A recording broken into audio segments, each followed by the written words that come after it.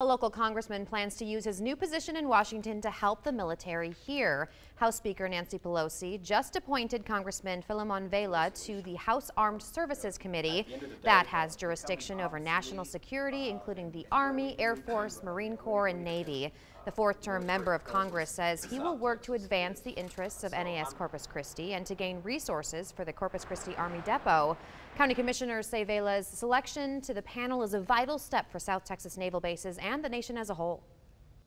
It's going to allow me to focus a lot of my time in Washington in developing relationships with the military departments that are directly responsible for the missions that are accomplished here. Some of the needs are national needs, and that is, ensuring that military personnel are well taken care of, both from the standpoint of their annual salaries, their health care.